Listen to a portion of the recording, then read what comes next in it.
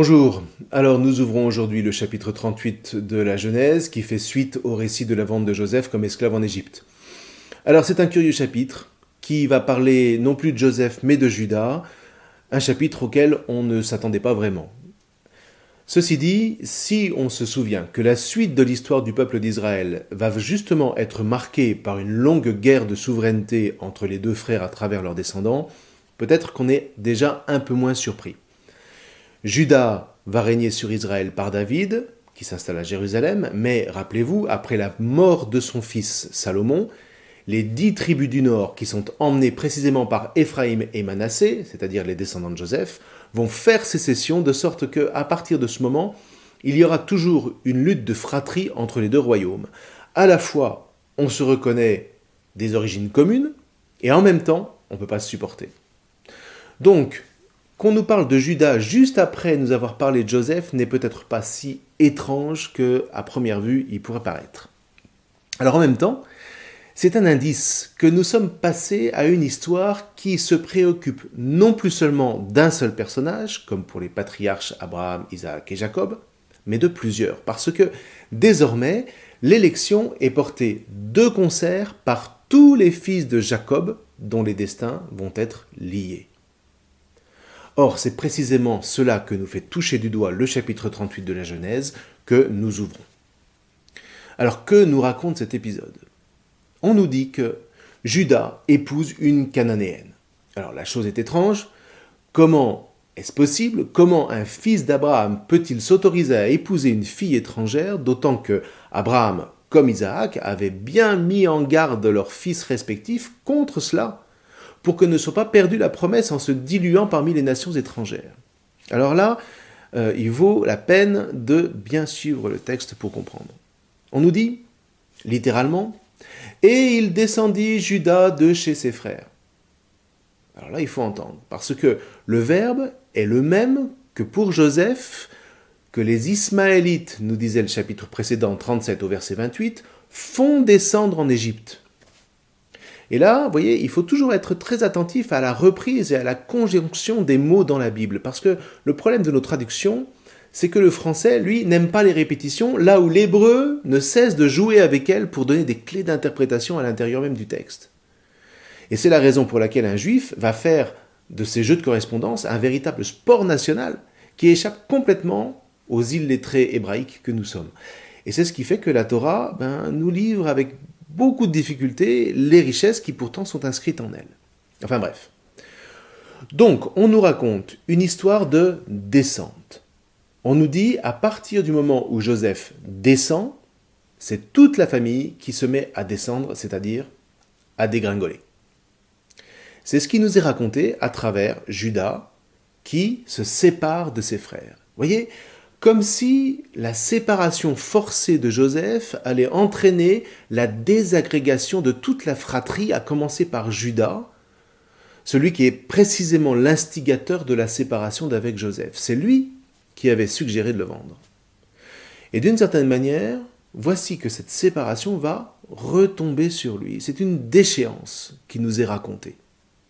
Donc Juda quitte la tradition de ses pères, il épouse une Cananéenne, et le Targum, c'est-à-dire la traduction araméenne de la Torah, va même en rajouter. Il dit « Juda perdit tous ses biens et il se sépara de ses frères ». Alors cependant, le Targum rétablit l'équilibre en disant « Il vit la fille d'un marchand », parce qu'en hébreu, le même mot peut signifier soit cananéenne, soit marchand. Enfin, ça ne change pas grand-chose, il épouse quand même une étrangère. Donc le Targum dit « Il vit la fille d'un marchand dont le nom était Shua ». Il en fit une prosélyte et il alla vers elle. Ah, ouf, l'honneur est sauf, elle est devenue juive. Seulement il n'empêche, la suite va continuer de décrire une déchéance parce que les fils qu'il va avoir de cette femme vont avoir un destin funeste. Donc avec Shua, il va avoir 3 fils, Er, qui signifie stérile, Onan, qui signifie endeuillé, et Shelah, qui se rapporte à la racine Shalom, qui signifie illusion. Donc Shelah, en plus qui naît dans un endroit qui s'appelle Kériv, c'est-à-dire mensonge, déception, Shelah est aussi une déception parce que Juda n'aura pas d'autre fils. Il faut sentir ici le tragique qui se profile, le drame qui habite Juda. Dans le fond, avec la vente de Joseph, quelque chose de grave a été brisé, et Judas va le porter dans sa chair. Et c'est comme s'il allait tenter de fonder une nouvelle descendance, mais il échoue. Alors, tout est perdu? En tout cas, la vente de Joseph, vous voyez, ne peut pas être rangée aux oubliettes. Il n'y a pas de clivage possible qui permettrait de refouler ce moment douloureux pour faire comme si rien ne s'était passé. Tu as fait le mal? Tu as invoqué le mal à ton service? Alors sache que le mal se saisira de toi et il sera plus fort que toi. Et ça, c'est une leçon essentielle de la Bible qui reviendra régulièrement. On la retrouvera par exemple avec le Pharaon. Rappelez-vous, il va se faire le bras de l'ange exterminateur pour assassiner les enfants mâles d'Israël. Eh bien, l'exterminateur va le dépasser et assassinera les premiers-nés mâles de l'Égypte. Et Dieu, lui, ne pourra que préserver les premiers-nés d'Israël, et donc il se manifestera comme sauveur. La dynamique est exactement la même. Donc, l'histoire des fils de Juda va être tragique. Épouse à son tour une Cananéenne qui s'appelle Tamar. C'est un nom qui signifie palme et qui évoque la beauté. Sauf que déplaît au Seigneur, on ne sait pas pourquoi, et il meurt. Et la loi, qu'on va appeler plus tard la loi du Lévira, va obliger son frère Onan à la prendre pour femme. Mais voilà qu'il meurt à son tour. Vous irez voir par vous-même pourquoi Dieu le fait mourir. Simplement, rappelez-vous que c'est à partir de cet épisode qu'on parle en français de l'onanisme. Bon, mais ça, c'est pas très important. Voyez comment le sort est sournois. Alors que Judas a fait passer Joseph pour mort auprès de leur père, voilà que Judas, à son tour, va faire l'expérience de la mort de ses propres fils. Alors on se pose la question, est-ce que Dieu voudrait ici le sanctionner? Peut-être, mais pas au sens où l'on pourrait le croire. Parce que Tamar, ici, va tenir son rôle de femme, c'est-à-dire de gardienne de la sagesse au service du plan de Dieu, toute cananéenne qu'elle soit. Parce que, vous voyez, ici, la tradition est assez claire, une tradition qui remonte jusqu'à Philon d'Alexandrie. Oui, Tamar est une idolâtre, mais elle s'est convertie. Et les rabbins diraient qu'elle avait une âme juive qui a tout simplement fait, pourrait-on dire, un retour vers son peuple. Elle est comme ça la préfiguration du rassemblement de toutes les âmes juives dans le peuple des fils d'Israël. Bon, c'est un peu compliqué, on n'en dira pas tellement plus parce que ces notions appartiennent à la Kabbale. Toujours est-il que le Targum l'avait bien noté, elle s'est convertie, et la suite le montre. Elle croit, elle, au Dieu un. Et un peu comme tous les convertis, elle va mettre toute son énergie à servir le Dieu d'Abraham, Isaac et Jacob. Alors ceci dit, on comprend aussi que Judas hésite à donner à Tamar son troisième fils, quand bien même la Torah l'y oblige. Tant et si bien qu'il ne trouve pas de meilleur moyen que de renvoyer Tamar chez les siens à Bethléem. Et voilà que Judas devient veuf à son tour, et il vient un jour, nous dit-on, à passer dans la région de Bethléem. Et Tamar la prend, et elle va envisager un stratagème. Vous voyez, on est toujours dans les stratégies. Elle se déguise en prostituée, elle le séduit, et elle couche avec lui. Non sans lui demander des gages, en attendant qu'il puisse la payer. Et voilà qu'il lui donne son anneau à cachet, le cordon avec lequel il le portait, et son bâton, ce qui signifie à tout le moins que Judas avait gardé un vrai pouvoir de chef. Et voilà que Tamar est enceinte. Elle le fait savoir à Judas, lui qui ignore le stratagème, et il ordonne, dans sa fureur, de faire brûler Tamar. C'est charmant. Vous voyez, il reste dans une dynamique mortifère. Mais Tamar va lui faire porter les insignes de celui qui l'a mise enceinte. Et évidemment, Judas les reconnaît. Et là, il va louer la sagesse de cette femme. Il va dire, elle est plus juste que moi. Et c'est là qu'on voit qu'elle est belle, comme une palme. Parce qu'elle accomplit ce qui est juste là où Judas, lui, pensait pouvoir s'affranchir de la Torah. Le récit nous montre un bel exemple de ce que la Bible reconnaît dans la femme juste. Elle est pour l'homme la gardienne de la sagesse. Et de fait, la suite va le confirmer, puisqu'elle va enfanter 2 jumeaux, dont un s'appelle Péretz. C'est un nom qui signifie brèche, vous voyez, comme si une brèche avait été percée pour permettre à l'alliance de ne pas se refermer sur elle-même. Et Pérez sera l'ancêtre de David.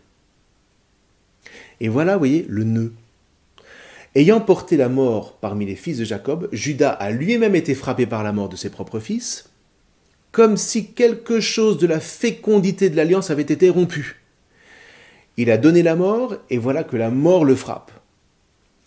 Et la Bible nous montre comment une femme, une étrangère de surcroît, mais qui a rejoint la lignée d'Abraham, ouvre une brèche dans cette descente infernale, redonne la vie et réinscrit Juda dans l'alliance. Si vous voulez, Tamar, elle a un petit peu le tempérament de Rebecca. Vous vous souvenez, là où la matriarche a développé tout un stratagème pour assurer la pérennité de la bénédiction paternelle à Jacob, malgré l'aveuglement, c'est-à-dire la nuit dans laquelle était plongé Isaac, qui lui préférait Ésaü, eh bien, Tamar, elle, va développer tout un stratagème pour sortir Juda de la nuit dans laquelle la séparation d'avec son frère l'a plongé. Lui, dont les fils d'un premier mariage sont morts, donc qui n'a plus de descendance, eh bien, Tamar va lui redonner une descendance, et pas n'importe laquelle, puisque de cette lignée paraîtra le Mashiach, c'est-à-dire le Messie, dans la personne du roi David. Et la Bible va même vanter sa vertu. Quand plus tard Boz va épouser Ruth, les habitants de la ville la béniront en disant « Que ta maisonnée soit comme la maisonnée de Pérez, celui que Tamar a enfanté à Juda. » Ruth, on le verra plus tard, mais c'est cette Moabite qui avait épousé un des fils de Noémie, et qui à son tour était entré dans l'alliance pour que Boz ait une descendance. Et à nouveau, pas n'importe quelle descendance, puisque elle sera l'arrière-grand-mère de David, elle qui était Moabite. Et comme par hasard, à la fin du livre de Ruth, la généalogie de David part de Pérez, c'est-à-dire le fils de Tamar. Elle passe par Boz et par Ruth, qui engendre Obed, Obed qui engendre Jessé, Jessé qui engendre David. Vous voyez, c'est ainsi que joue la Bible. Aux hommes l'élection, mais aux femmes la mission de la garder dans les moments où elle est la plus menacée. Et c'est ça, être gardienne de la sagesse. Tamar est même tellement dans son rôle qu'elle va être mentionnée dans la lignée de Jésus en Matthieu 1,3. Et c'est au point que même si les matriarches ont joué leur rôle, rappelez-vous, Sarah, Rebecca, Léa, Rachel, aucune d'entre elles n'est mentionnée dans cette généalogie qui compte 3 femmes, Tamar, Ruth et Bethsabée. Bethsabée, c'est la femme de Uri le Hittite. On en reparlera en son temps. Donc les femmes ne sont nommées que dans la mesure où, par elles, quelque chose d'exceptionnel a dû intervenir pour préserver l'alliance et lui permettre de s'accomplir. C'est étonnant, non? Donc, l'alliance, malgré le crime des frères, est maintenue vivante. Ouf, nous dit le chapitre 38. Ceci posé, on va donc pouvoir maintenant revenir à Joseph et voir jusqu'où nous mènera cette saga prodigieuse. Mais ça, ce sera pour la prochaine fois. Prenez bien le temps de lire ce chapitre qui s'avère très important. Je vous souhaite une bonne lecture. Je vous remercie.